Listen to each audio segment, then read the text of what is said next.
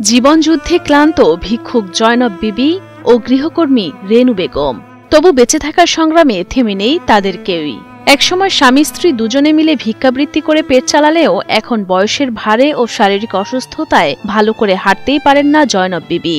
দুই ছেলে থাকলেও তাদেরও নেই আর্থিক সামর্থ্য, তাই অর্ধাহারে অনাহারে তো দিন কাটেই, এমনকি ভাঙা ঘরে অসহনীয় কষ্টে দিনরাত কাটে বৃদ্ধা জয়নব বিবি ও তার পরিবারের।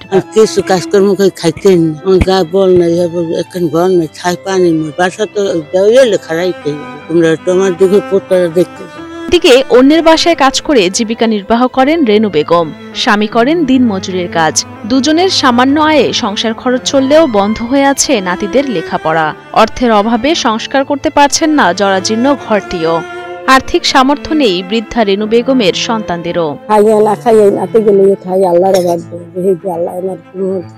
ভিক্ষুক জয়নব বিবি ও গৃহকর্মী রেনু বেগম দুজনেই পটুয়াখালীর কলাপাড়ার চাকামাইয়া ইউনিয়নের বেতমোর গ্রামের বাসিন্দা।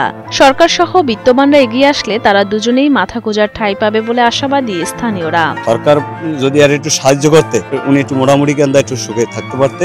ভবিষ্যতে সরকারি আশ্রয়ণ প্রকল্পের ঘর দেয়া হলে অগ্রাধিকার ভিত্তিতে তাদের তালিকা করে সহায়তা করা হবে বলে জানিয়েছেন কলাপাড়া উপজেলা নির্বাহী কর্মকর্তা। যদি সরকার পরবর্তী প্রকল্পে আমাদেরকে দেয়, আমরা অবশ্যই তাদেরকে অগ্রাধিকার